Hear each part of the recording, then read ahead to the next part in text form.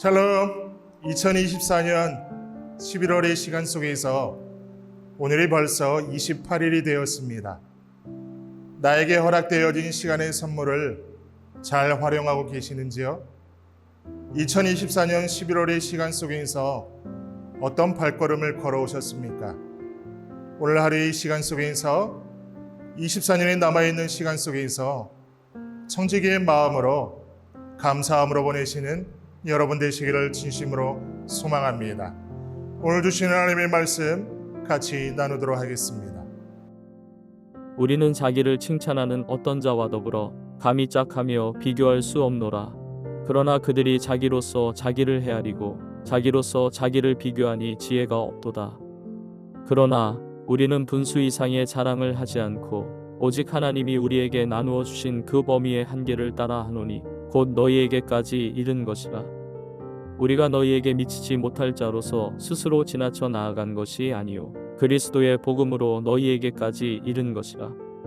우리는 남의 수고를 가지고 분수 이상의 자랑을 하는 것이 아니라 오직 너희 믿음이 자랄수록 우리의 규범을 따라 너희 가운데서 더욱 풍성하여지기를 바라노라.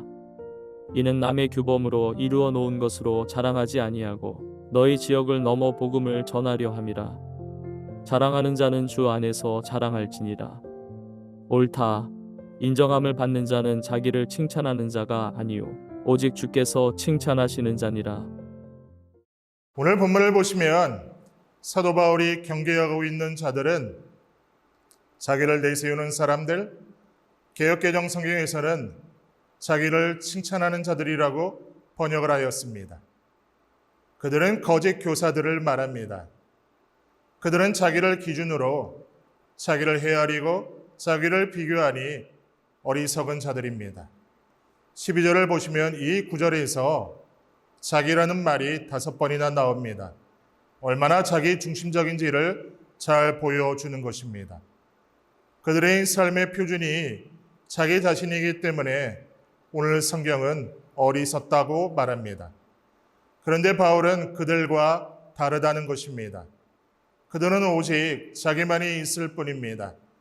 자기가 가장 옳고 자기가 가장 잘하는 줄로 알고 또 자기가 가진 것들로 자기를 자랑하는 그런 어리석은 자들과 같이 보지 말라는 것입니다.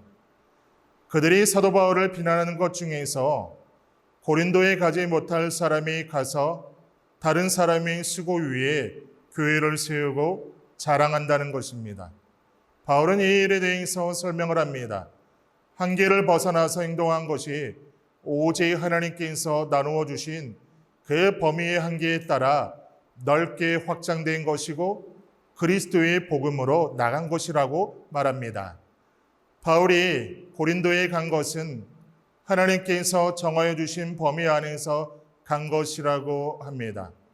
바울은 하나님께서 고린도에 가기를 허락하셔서 그의 인도하심에 순종하고 간 것입니다.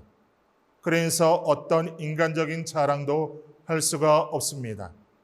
자기의 한계를 벗어나지 않고 오직 그리스도의 복음만을 전했다고 합니다.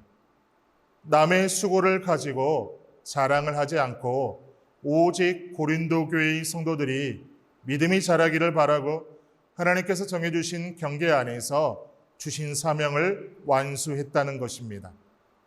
바울은 남의 수고한 데에 가서 복음을 전하지 않았습니다. 그래서 남의 수고를 가지고 자랑하지 않는다고 합니다.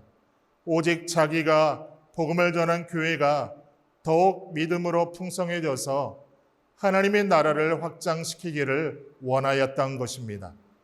바울의 말에 있는 다른 사람들이 수고한 일을 가지고 자랑하지 않고 활동 범위의 한계를 만들어 놓고 활동 범위가 더 넓게 확장되기를 바라며 사역하는 바울을 볼 때에 얼마나 하나님의 인도하심에 따라 그대로 순종하기를 원하고 스스로 교만할까 주의하며 자기를 자랑할까 조심스럽게 충성하려고 힘쓰는지를 알게 됩니다. 이런 사도 바울의 믿음의 태도는 자기를 자랑하고 자기의 영역을 넘어서고 남의 수고를 자기의 것으로 자랑하는 사람들과 분명히 비교가 되는 것입니다. 거짓 교사들은 바울이 세워놓은 고린도 교회에 와서 바울의 사도권을 인정하지 않으면서 바울이 다시 와서 교회를 세우고 그들이 수고한 것이 해를 받을까 염려하였던 것입니다. 바울은 다시 한번 강조합니다.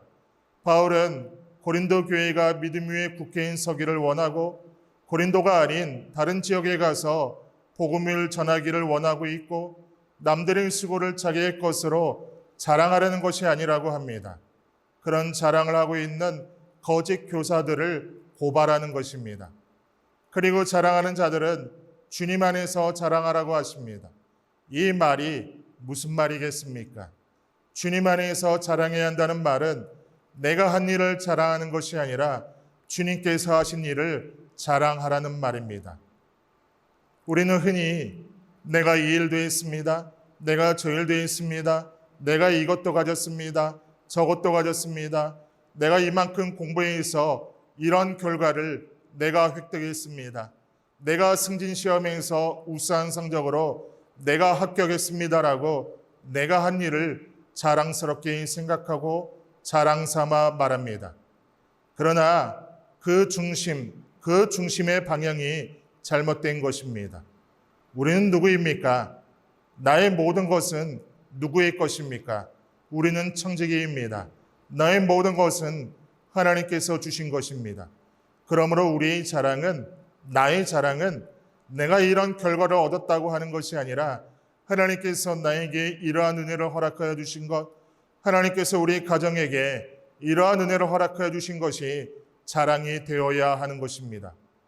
바울은 복음을 전파하면서 많은 수고를 했고 많은 고난과 역경을 겪었습니다.